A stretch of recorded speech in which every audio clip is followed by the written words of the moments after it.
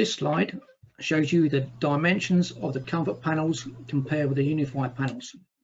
On the left, as you can see over here, is a table showing the sizes. The left-hand side, the existing comfort panels, and on the right-hand side here, the unified panels. Please note the cutout sizes. Some of the unified panels are different, and this could be important when considering changing the old comfort panels for the newer ones. The green ticks indicate that the cutout sizes are the same.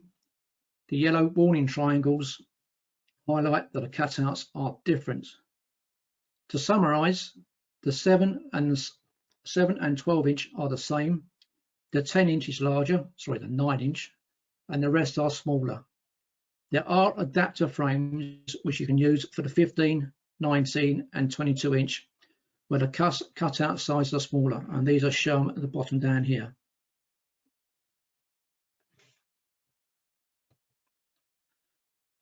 Now we're going to look at the changes between the physical interfaces. The table on the left shows you the differences. On the right are the existing interfaces of the comfort panels. We go back to the table. The first thing to note, there is no equivalent of the TP400. As with the comfort panels, the 2-port switch is still available with the unified panels. With the original comfort panels 15 inch above, there is a separate single port which gives you 1 GB communications. All unified panels have this as standard, but I would like to point out there is no Profit bus interface with the unified panels. There is an RS422, which can be used for connecting to controllers from other manufacturers. I also like to point out that unified panels also have 4 USB ports, which is 2 more than before. If we look at the existing interface on the comfort panels, we can see the 2-port interface there, and the 2-port USB port and the Profinet port. If we go to the larger panels, we can see the 1 gigabit port.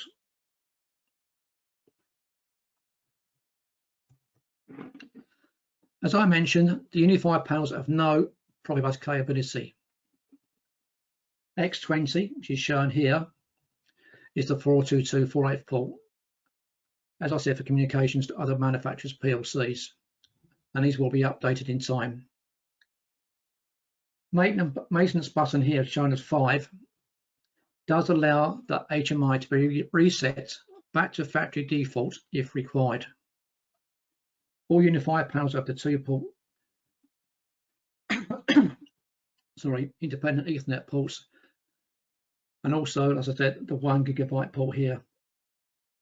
You can also see on the right hand side the 4 USB ports. The SD card option, as with comfort panels, is still available on the unified panels. The design of the control panel is totally different, and the descriptions have changed.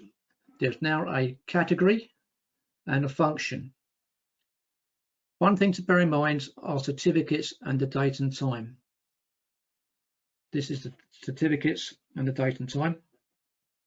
These are important features when it comes to operating unified panels. Gavin will briefly explain about certificates in his demo. The date and time, if not correct, will prevent communications. I'll leave this up for a short time so you can have a look for yourself.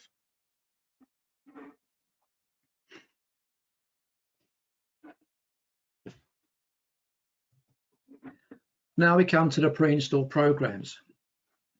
As the unified panels are based on a Siemens Linux operating system and not Windows CE, because Windows CE is now obsolete, some of the pre-installed programs have changed. PDF Viewer and Media Player remain the same. Word and Excel have been replaced by Doc Viewer. The printer and email features are assigned using the app function from the control panel we saw previously.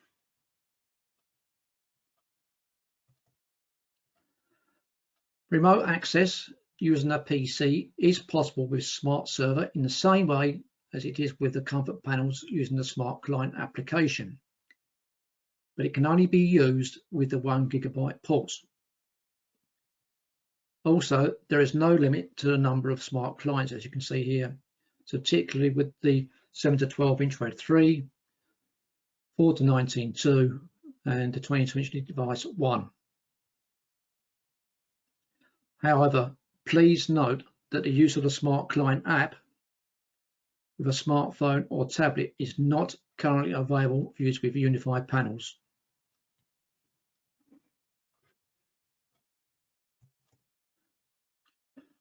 Now, this slide shows the comparisons of the screen resolution. The Unified 7-inch, 12-inch and 22-inch have the same resolution as before, and the 9 and 19-inch have been improved.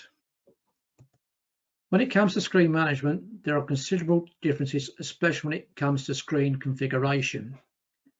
Templates, pop-up screens, slide-in screen, global screens, and the permanent area no longer exist. Screen navigation is based around screens and screen windows. Gavin will explain the screen concept in his demo, particularly the use of the screen resolution. Let's look at tag counting and the number of tags available with the Unified panels. You might have noticed there is a theme during this presentation where most things have increased, and this is the same with the number of tags available. 4 times that of the 7-inch and 12-inch. So we had 2,048 tags with the existing Comfort panels. We Unified is now gone up to 8,000. However, the way the Unified panels handle certain things, and arrays is one example, is different. We took an existing Comfort panel with an array of 12 elements, that would equal 1 tag. With the Unified Comfort panels, it now counts as 12 tags. And this could be a good reason why the number of tags is now increased. The symbol for the I/O connection between the PLC has changed, whereas before it used to be hashes when you had no connection. Now we get this yellow triangle symbol.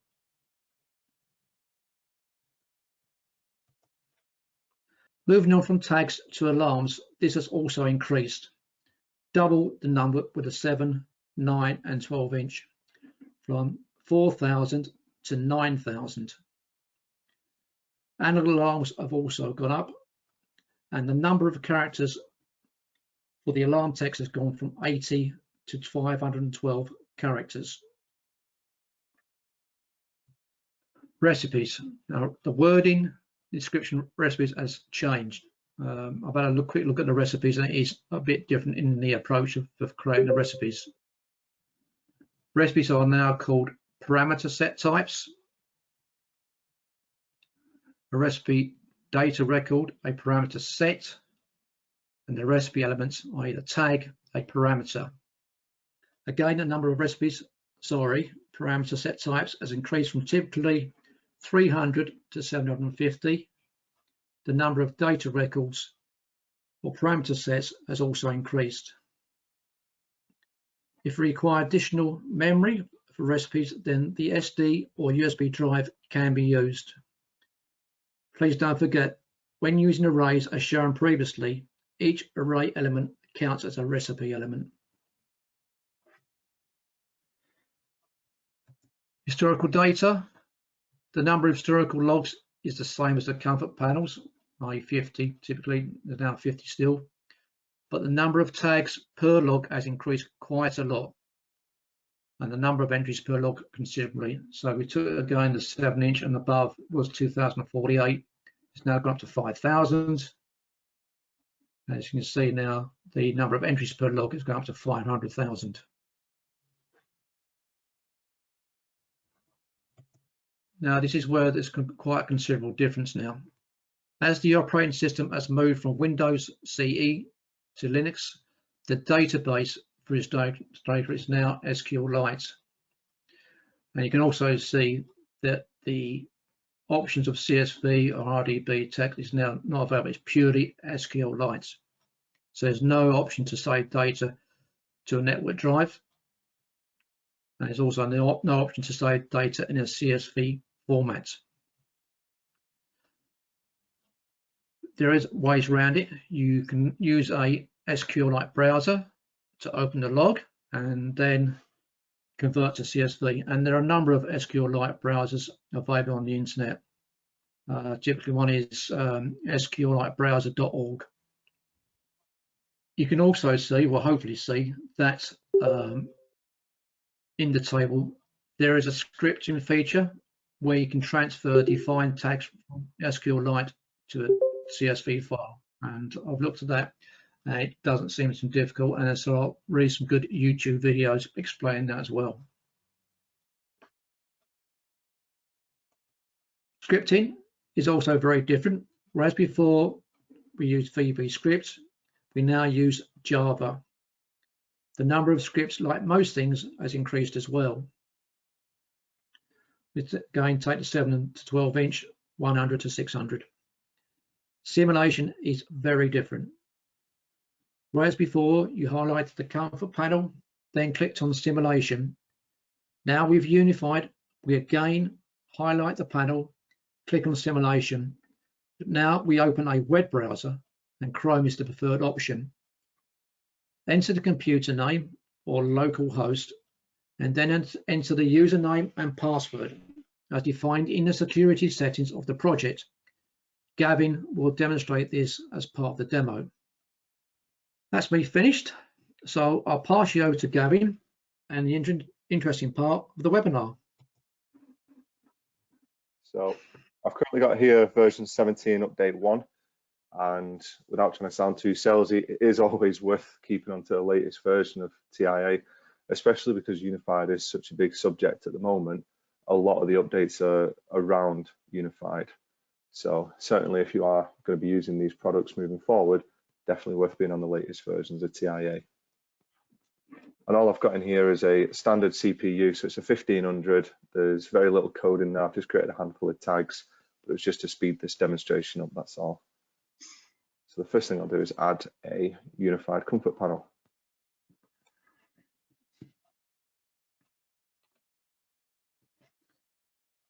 Go for 12 inch. You can see they're using 17 update 1.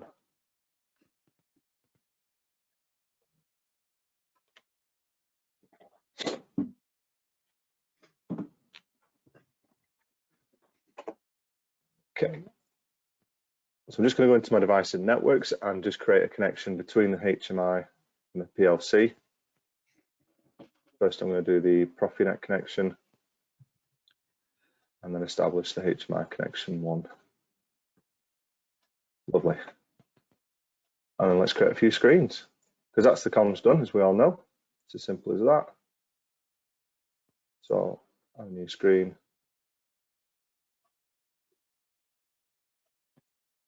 Let's create a new group. Just call this screens. Put screen 1 in there.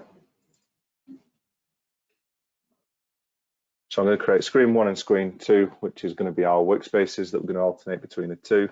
And then I need to create a home screen, which is effectively going to be our layout screen. So let's rename this home. So the way that I'm going to lay this out is if I just go to fit to screen. So if you imagine this is the HMI screen, I want to have a header on there which is fixed, and it's going to sit as 100 pixels high. So where you see the highlighted area now, we're going to make one window that tall, and then the workspace windows are going to be 100 pixels less. So it's going to be this size, and we're just going to make this the workspace.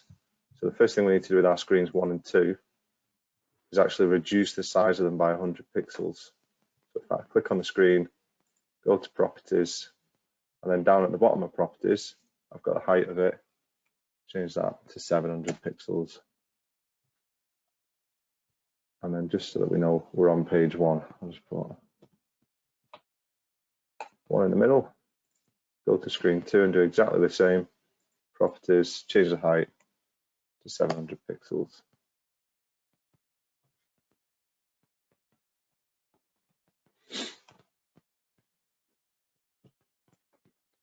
I was to do fit to screen, should be able to see. This is what I mean by making it slightly less. So there is going to be a permanent header. This will be at the top, but it gives you an indication there as to what the plan is. Okay, so we need to create a header screen. Doing that. Header. And then we'll change the properties of this screen. So the height of it is 100 pixels. We'll change the color of it so that we know the layout. So 255, 255, 255 is white.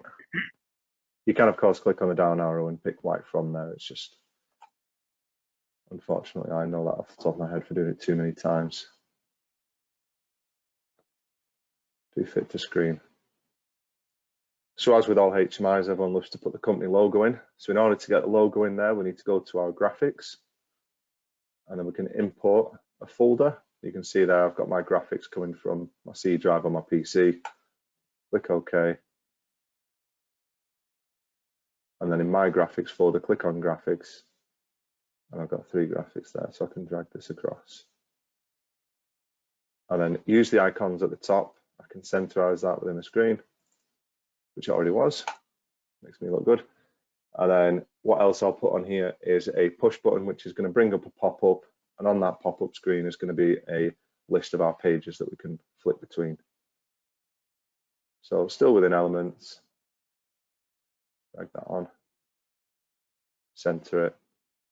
And as you've noticed with the later versions of TIA, I can actually just click onto the text of an element and just alter it from there. I don't have to go into the properties and then go into the text of it.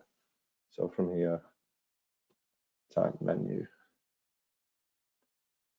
With a push button, I can even add a graphic on there, so we can do graphic and text, or just graphics, or just text. So I think it was graphic 1. It's the typical menu one, isn't it? And then where's font? There you are. Let's just make that a little bit easier to read.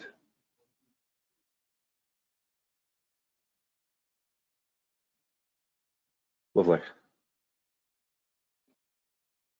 So before I create that into a pop-up, I need to make a pop-up screen. So I'm going to add a new screen.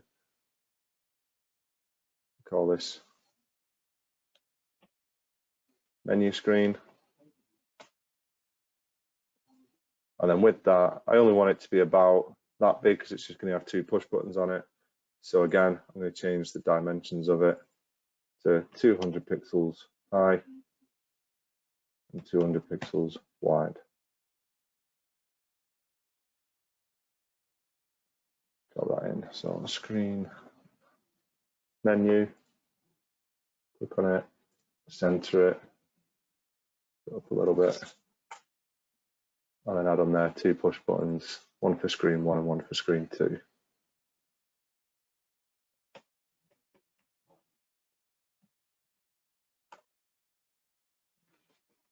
Copy and paste.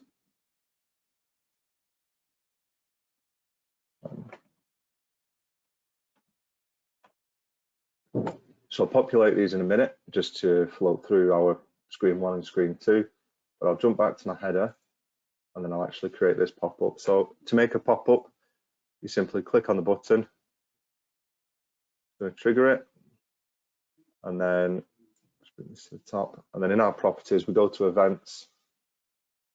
On the left mouse click, we want to add the event, which is open screen and pop-up.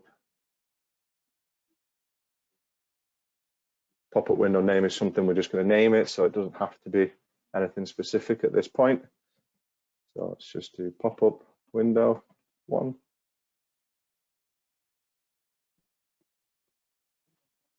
Screen name, however, is just basically asking us what screen we want to pop up. So it's going to be our menu screen. And then asking us what position do we want this. So this left and top always references the very top left-hand corner of an object. So with our window, with it currently being at 0, 0, that means our pop-up window is going to come about there and cover up our logo. It's not going to look that neat.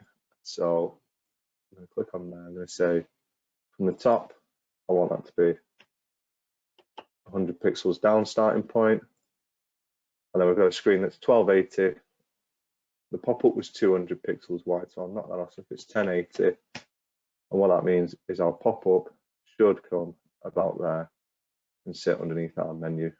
Whoops, undo that. So yeah, that's how you set up a pop-up window. So the last thing to do is create our layout and then have screen 1 and 2 flick between on our home screen. And the way we do that is something that's called a screen window. So we're looking at doing a screen window. So for those that haven't used this is effectively a screen with on top of a screen, and this will show another screen. So we can scale it so that we could have like a mini screen in the corner, or what we're going to do in this instance is we're going to make it the same size as the header screen and then just fix it. So go to the properties, scroll to the top, and then where it says screen, we can allocate that to our HMI screen header. It even tells us very nicely that this is now our header. So this is going to show the header, but I'm not scaling it. I'm going to make it the same size. So let's get rid of the border because I don't want anyone to have any control of moving it about. And then lastly, I just need to change the dimensions to match that of the header. So the height will be 100 pixels from the left, 0, from the top, 0, and then 1280 wide. So this is permanently going to be our header now. So we need to create another one, which is going to be a window through to our screen 1 and 2. So I can either drop another one on, or I'll be lazy, just do copy and paste. So if I go to the properties, start again, change that from header, make it screen 1, because that's the one we want to open on.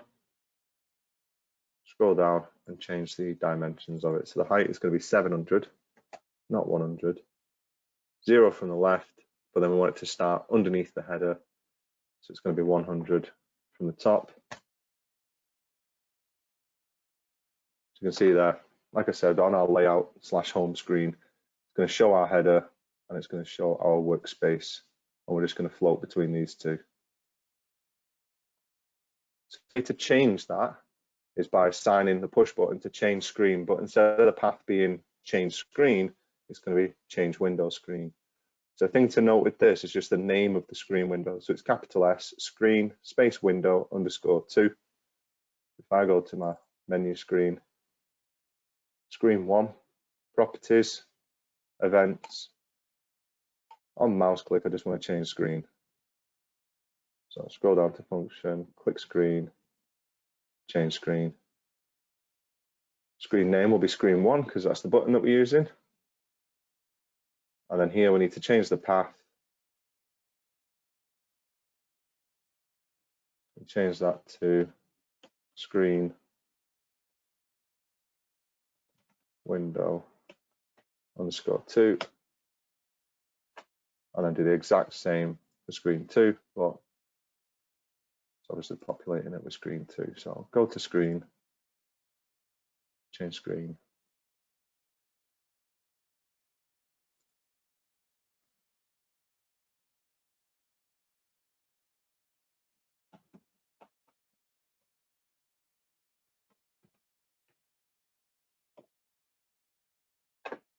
Lovely. So that's it now. So we've created our 2 screens. We've created a navigation sort of layout screen. We've done our header and our pop-ups. So the last thing to do is just check the runtime. So go in here. I don't want it to be encrypted because we're just doing a demonstration, so we don't need a password on that. Startup screen. I don't want it to be screen 1. I want it to be our home screen. And then with version 17, when it comes to testing the runtime, you no longer, or you can use the UMC certificate password that you created on installing TIA. However, an update's been done with version 17 where we can use our local login. If I just minimize HMI and go to security settings, users and roles, And I've got a local user, which is name as user, password, password. Not very inventive today. And then it's a HMI administrator. So these are going to overwrite, but in order for us to overwrite our UMC, we have to tell it that we want to do that. So we come to HMI, go to simulate. Must remember to reset the values, otherwise it's going to keep the values of the UMC.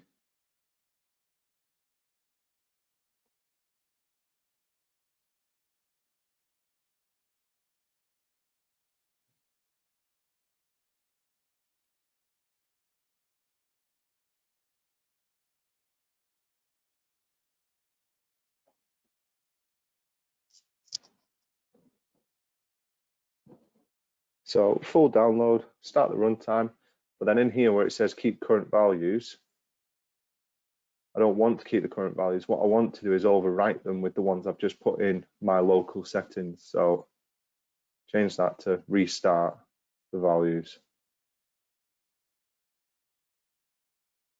and then hit load.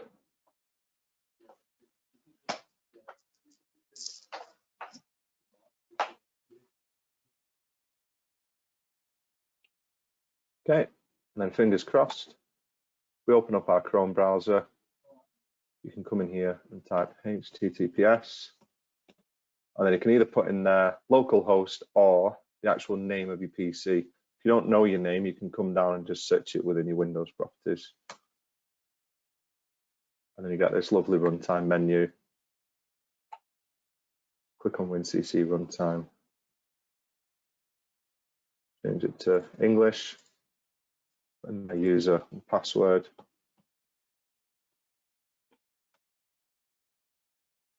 Lovely. Click on menu. This is our pop-up menu, which we can move about. And then I can float between the two screens. So this is sort of coming down this way. So brilliant. My panic's over because I know that the simulation's working and all the navigation's working. So the next bit is just to populate the screens. Come back to the TIA, open HMI, and then go to screen 1.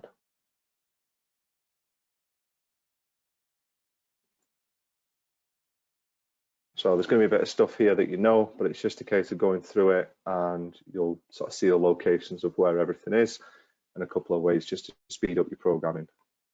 So what I like to do is expand my PLC tags, but just click on default once so it populates this detailed view. If I go in there, it brings up all the tags here. Scroll down and find temperature, drag that onto the screen, pressure, drag that. And then with this, let's say I've dragged those on at different sizes. I want some text on there as well. So the good thing here now is with the later versions is we've introduced these 3 buttons which mimic the sizes of elements. So I can click on one, hold shift down and make those the same size as each other. As before, we still had the align to the left, align centrally, but these are new ones that we can actually make the same size. As for the text, another thing is we can drag our tags on there from the PLC and it takes the name and populates it over our text elements. So temperature first, pressure, and then we can just highlight everything. Then we can to the left, make these smaller.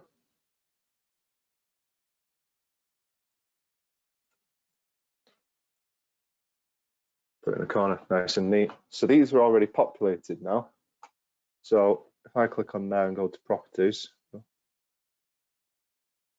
can see there we've got a dynamization of already populated of 1. So I'll just make that a little bit bigger. Scroll up, find our process value. It's already assigned to the tag of temperature. And it's the same if you want to drag it on to an existing element as well. So it might not be that you want to drag it on from here, but I can go to our switch, for instance. A little bit bigger. Find a Boolean. Drag heater on there. You see again, alternate state, heater automatically tags it for us. Because this is where our animation, so we've lost the animation tag, haven't we? So this is now where our animation can be done. Just click on this dynamization bit. As you can see, there's quite a lot in there, especially when you get onto the more complex elements. So the good thing about just dragging them on is it goes and populates the relevant bit for you, not you having to worry about which tag do you actually assign that to. Copy and paste the text, put it above it, drag heater on. Cool. So within a couple of seconds, we've already populated our HMI screen with some I/O fields, some text, and a switch on there. The next thing that people always ask about is animation.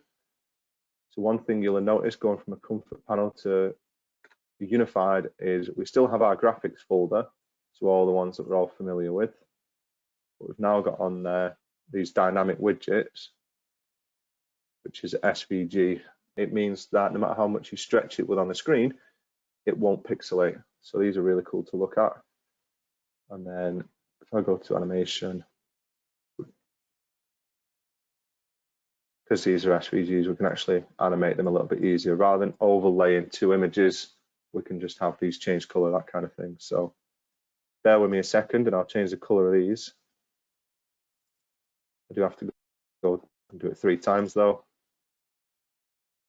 So based off the tag, heater,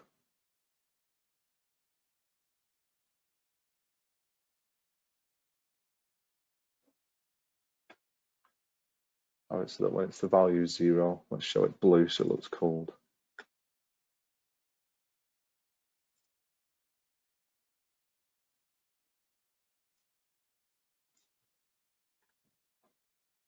Oh.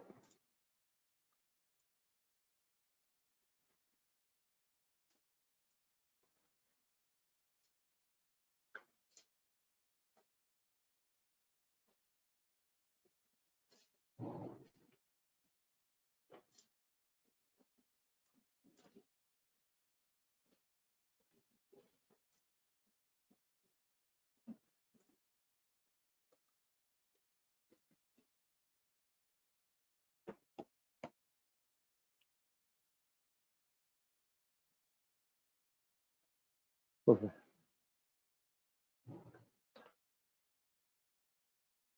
One thing to note now on the later versions of TIA is if you were to copy and paste an item, when you do the offset of the first one, it actually remembers that. If I do paste, you can see there's a very small overlap. If I actually line that up and hit paste again, it remembers the offset, puts it in line with the next one. Bear in mind though that if you put a huge offset and you decide that you're going to do a third one, it is going to send it way over to the right. So if I do copy paste, drag that over here and do paste again and again, you see it's gone off screen now. So just bear that in mind. It might be worthwhile just doing a quick copy and paste if you wanted to manipulate them in a strange manner. So let's continue with this. So yeah, we've done that animation. So I'll save this project, get that simulated just so we can check the animation on this.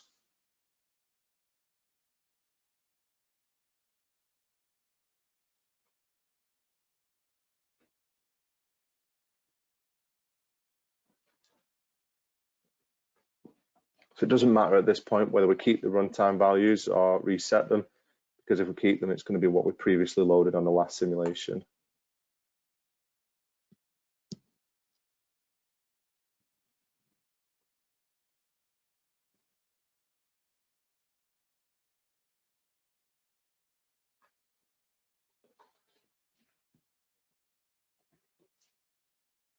There we go.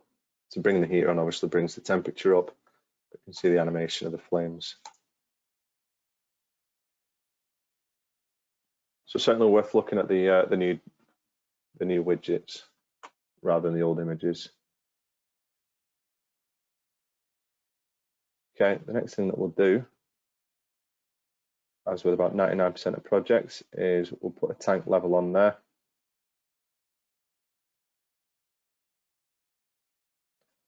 drag any tank in. We've all got our preferences. Center that.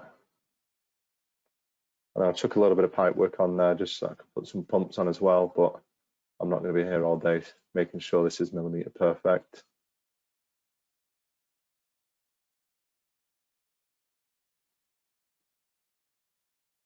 Need to rotate that.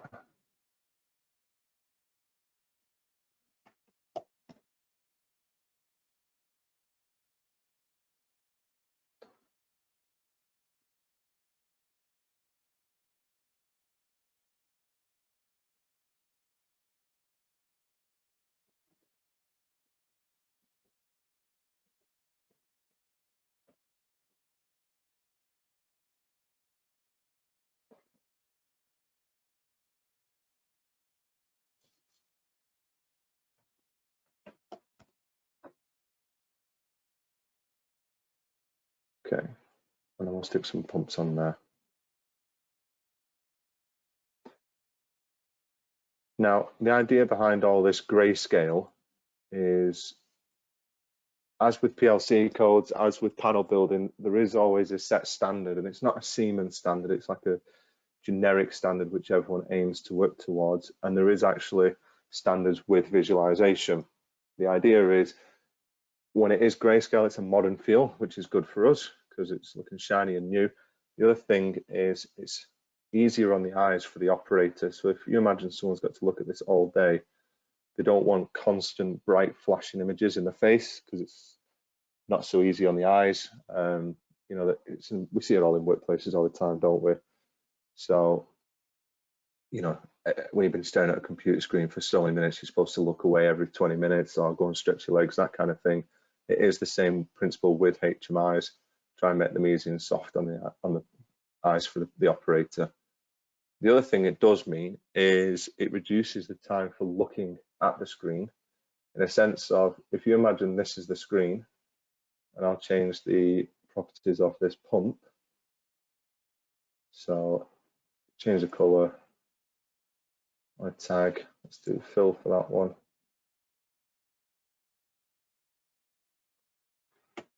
So when that fills on, make it an obvious green. So this is going to be grey when it's off, and then lime green when it's on. So instantly looking at this HMI, you'll be able to tell which pump is on and which one isn't, without having to look at a screen that's full of colour, full of flashing images and go, right, what is this actually telling me? Where's the PLC tags? Empty. Do the same for that one.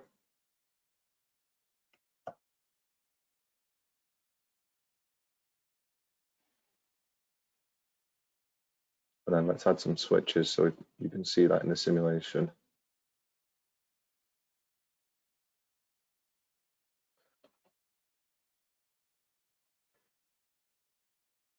Fill on there, it's on that. Text, fill, make the text bigger.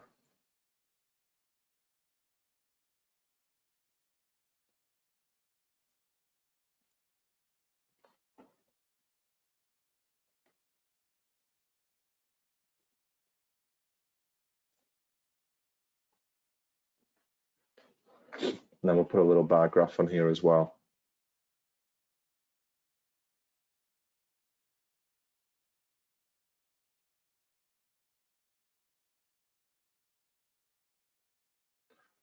So with that bar graph, let's take away certain elements of it. So it actually looks like a window into the tank. Let's take those off, go down. Just want it as a bar on its own. And then scaling wise, let's make it a 10,000 litre tank.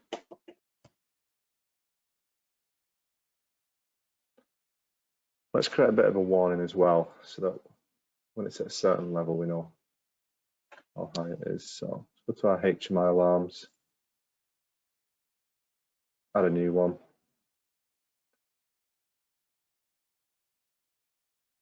Assign that to our tag,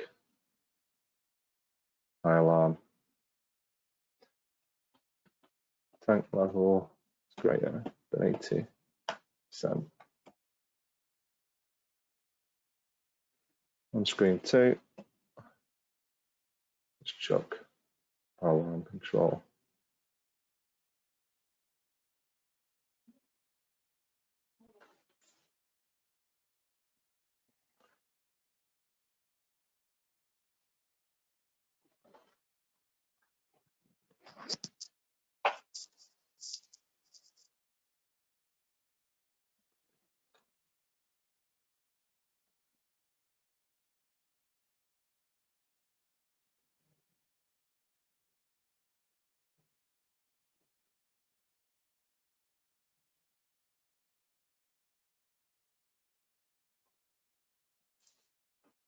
Jump on the runtime.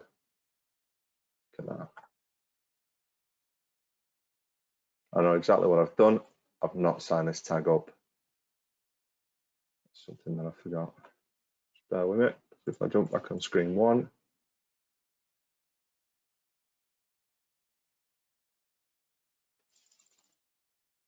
PLC tags.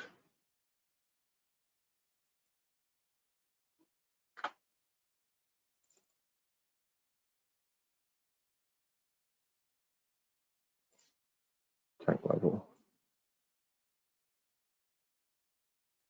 Go to the properties, just check. Yeah, dynamization 1, so that's gone down.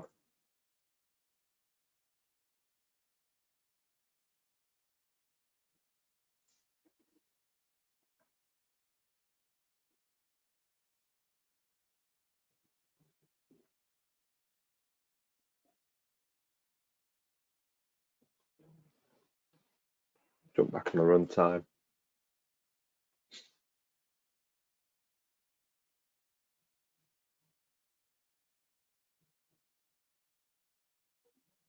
There we go. So the fill comes on, pumps on, level goes up, empty comes on. Like I was saying, straight away, without even looking, I mean, if you're looking at this screen from a distance, you can see there straight away, I've got the heaters on and both pumps are on, or you can see there that we've got the filling station pumping whatever fluid it is into the tank, or straight away, we can see the whole system's off. So fill it up a little bit more. I've got the screen 2. We've got our alarm there saying tank levels more than 80%.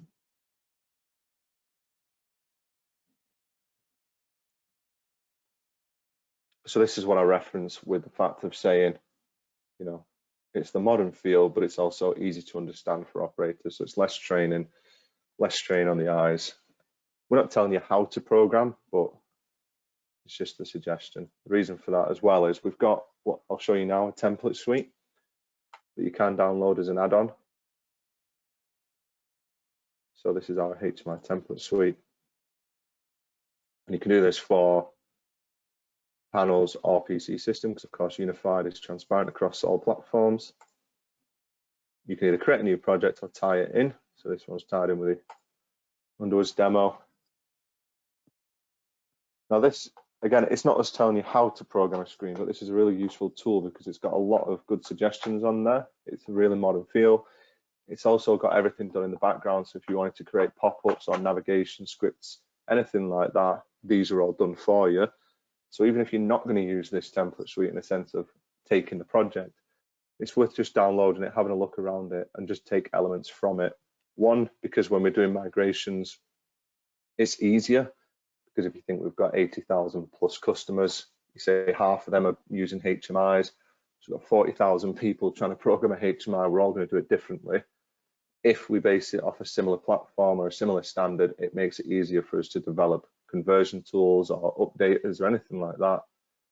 And then it also helps the tech desk guys like us supporting you, because we know the inner workings of the scripts within these pages and that. So if for any chance it doesn't work, which of course it shouldn't, but if it does, then we've got a bit more chance of supporting you faster. So you can basically come through here and select the pages that you like. It's quite a lot to choose from, as you can see.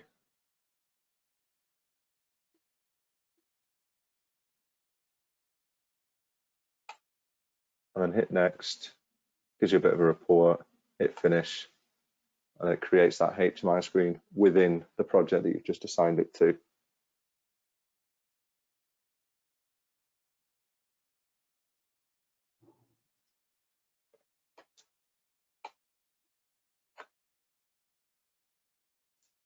Detailed view.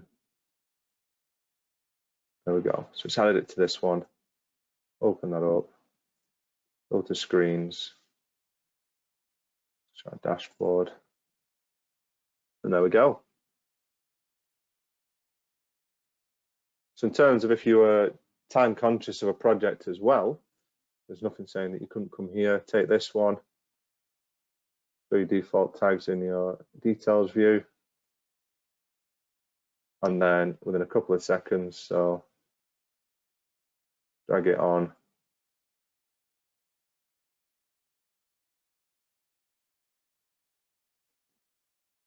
Obviously, I'm just throwing anything on here. Set the temperature on there. There we go. 2-second job. Why wouldn't you use it?